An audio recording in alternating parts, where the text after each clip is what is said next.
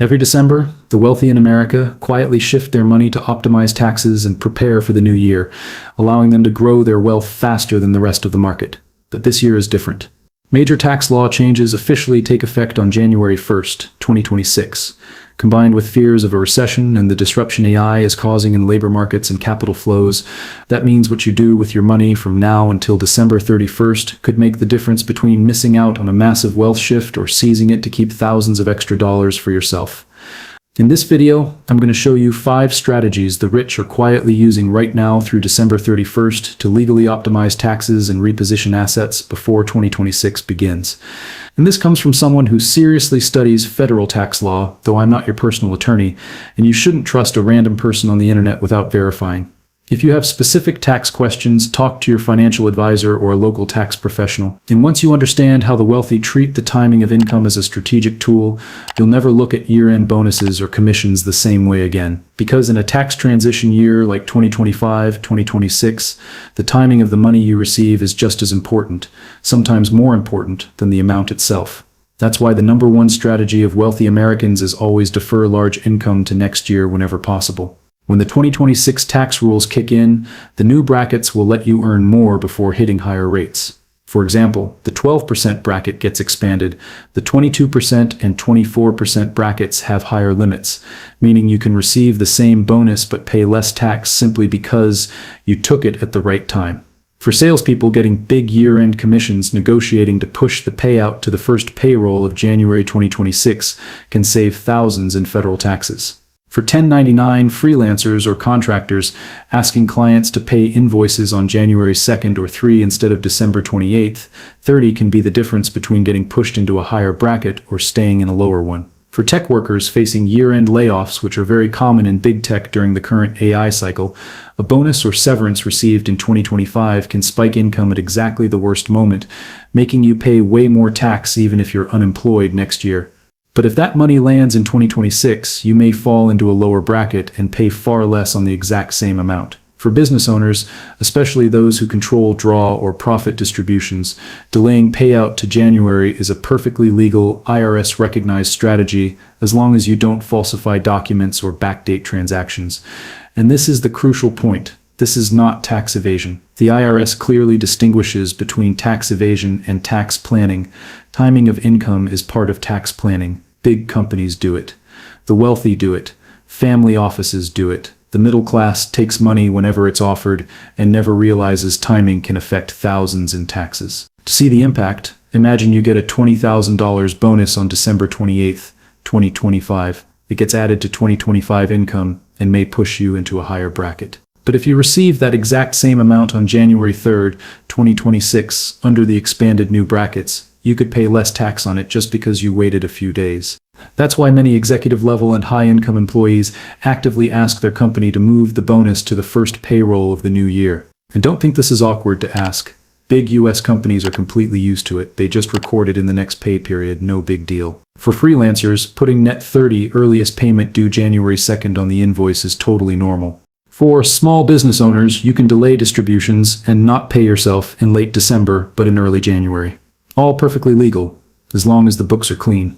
The deeper meaning of this strategy is income timing, =tax positioning, =wealth positioning. When you lower taxes paid in a transition year like 2025, 2026, you keep more cash. And late December to early January happens to be the absolute best time to deploy into assets at the bottom of cycles.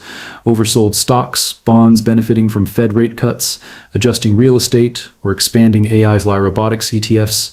So you're not just saving tax, you're maximizing cash to capture the 2026 wealth shift. That's why the rich never get stuck with cash in December. They don't let a random bonus accidentally bump them into a higher bracket. They optimize every dollar received at the ideal moment. Meanwhile, most salaried people take money the moment it's paid, unaware that shifting timing just a few days can make a huge difference. And that's the essence of the wealth shift. Those who know how to play the game accelerate, while those who don't get left behind. The bottom line is simple. The rich control when they get paid. Regular people just take it when it comes. The second strategy, and the most important one during the year-end wealth transfer season, is restructuring your investment portfolio before December 31st, because this is when all the big money starts moving. One of the tools the wealthy use most in December is tax loss harvesting, selling losers to offset gains, reducing or eliminating capital gains tax for the year. Simple example.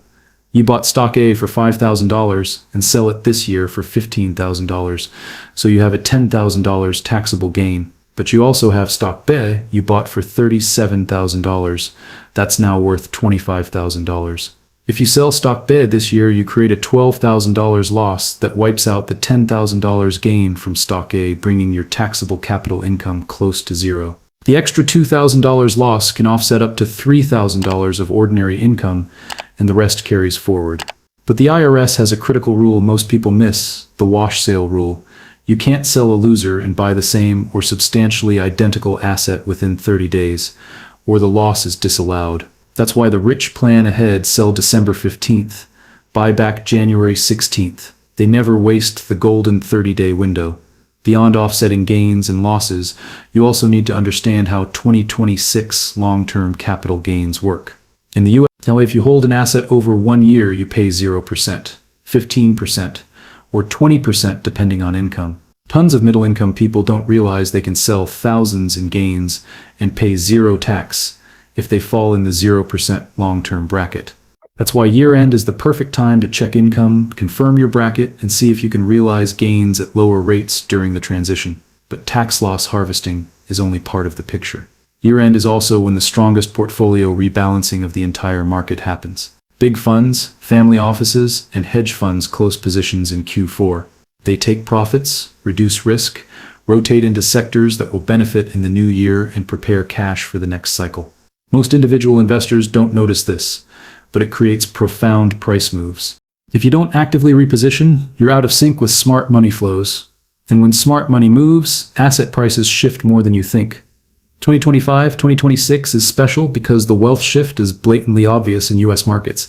Money is flowing out of overvalued tech stocks, unprofitable startups, speculative names, and legacy industries that no longer fit.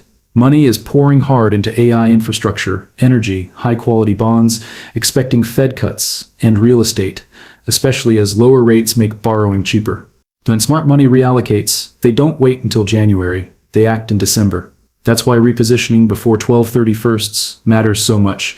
You want your capital running with the tide, not against it. For Americans with 401 Qs, brokerage accounts, or Roth IRAs, restructuring isn't just reviewing individual stocks. It's looking at allocation, what percentage in stocks, bonds, AI ETFs, real estate funds, or defensive assets. You can take profits in a 401k, tax-free, reallocate inside a Roth IRA without tax on gains, sell losers in a brokerage for tax advantages, realize long-term gains before jumping brackets. These are all tools the wealthy use to optimize positioning before the new year.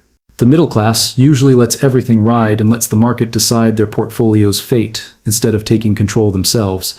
But the market doesn't care if you're ready. Smart money is ready, and they move in December. If you don't reposition before 12/31, you're entering 2026 from a weak position. Taxes not optimized, out of step with big flows, and missing the wealth shift opportunity unfolding. The third year-end wealth transfer strategy is maxing out every tax-advantaged account: HSA, IRA, Roth IRA, 401k, ACP IRA, the foundation the rich treat as the cornerstone of long-term wealth building. The funny thing is, most Americans can use them, yet only a tiny fraction actually hit the contribution limits before December 31st. The reason is simple. Every dollar you put in is a dollar shielded from tax, or a dollar that can grow tax-free, or a dollar that lowers your taxable income in the 2025-2026 transition year. For example, an HSA lets you contribute pre-tax and withdraw tax-free for medical expenses, the famous triple tax advantage. The 2025 limit is around $4,300 for individuals and expected to rise slightly in 2026. Traditional and Roth IRAs are $7,000 in 2025 and go to $7,500 in 2026. 401ks are $23,500 in 2025 and will edge higher next year. CCP IRAs, the powerhouse for self-employed or business owners, can go up to 25% of income or roughly $70,000, also rising slightly in 2026. What do these changes mean? It means a tax transition year like 2025-2026 is the golden window to legally stuff money into sheltered accounts, lowering this year's taxable income while moving assets to better protected places. The wealthy always do this before 12/31sts because they understand a principle regular people rarely think about: compound tax advantage. When you save $1 in tax today and let it sit in a tax-advantaged account for 20-30 years, it doesn't just compound, it compounds without getting eroded by taxes every year. That creates a massive gap. One tax-saved dollar today can become $20, $30, even $40 decades from now. And the entire difference comes from one decision: contribute before 12/31sts or procrastinate and miss a full year of tax-free growth. For office workers, the easiest move is cranking up 401k contributions in the last 2 months. Some people just bump their rate from 5% to 10% for November, December payrolls and capture thousands in tax benefits without feeling much financial pain. For self-employed or small business owners, the SEP IRA is the most powerful tool slashing taxable income while building a giant retirement fund over time.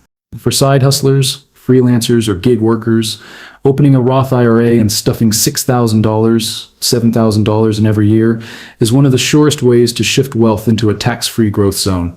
The important thing is, all these accounts have year-end deadlines except IRAs, which technically allow contributions until April, but contributing early gets you growth sooner. And in the context of the 2026 wealth shift, every dollar you protect now is a dollar you can deploy into AI stocks, higher-yielding bonds, real estate at cycle lows, or whatever opportunities are coming next. The wealthy don't wait until January and think, oh, maybe I should contribute more to my 401k. They stuff money in November, December to max out this year's limits because they know taxes are the single biggest expense most Americans ever pay. And every dollar you keep today isn't just a dollar saved, it's a dollar that can multiply many times over in the future. That's why tax-advantaged accounts aren't just savings tools, they're wealth transfer tools. The fourth strategy, for anyone running a business, freelancing, on 1099, or with a side hustle, is to intelligently use Section 179 and bonus depreciation before December 31st. This is one of the most powerful tools the IRS allows for instant tax reduction, and in 2025 bonus depreciation is still available retroactively, meaning any equipment, software, or business use assets you buy from January 1st through December 31st, 2025 can be fully expensed this year instead of spread over multiple years. That creates massive leverage. You spend on the business and simultaneously slash taxable income. The classic and most controversial example is the Mercedes G-Wagon, but let's keep it real. Say you buy a 100 grand SUV over 6,000 pounds that qualifies under Section 179. You put $20,000 down and finance the rest, and if you can document 70% business use, you can write off up to $70,000 in 2025. You only put out $20,000 cash but get to reduce taxable income by $70,000. The IRS does require proof of that business percentage, mileage logs, calendars, apps, so you can't claim 100% business if you're using it for weekend joyrides. Section 179 isn't a rich person loophole, it's a real strategy for actual business owners. And you don't need a G-Wagon to benefit. Tons of perfectly legitimate purchases can be fully expensed this year. New laptops, cameras, and studio gear for creators, microphones, lighting, AI software, CRM systems, manufacturing equipment, office furniture, even part of a home office renovation. Anything you need to boost productivity or scale your business can deliver instant tax savings. A photographer upgrading a $4,000 camera rig, a designer buying a $3,000 workstation laptop, or a small business needing $2,000 in annual software. All of it makes you more efficient and cuts 2025 taxable income right when you need to optimize for the 2026 shift. But the strongest example is still putting out $20,000 and writing off $70,000, which can save tens of thousands in tax depending on your bracket. This is tax leverage. A small spend offsets tax on a much larger income. It's especially powerful during the 2026 wealth shift when new investment opportunities in AI, energy, bonds, real estate, and markets are being reshaped.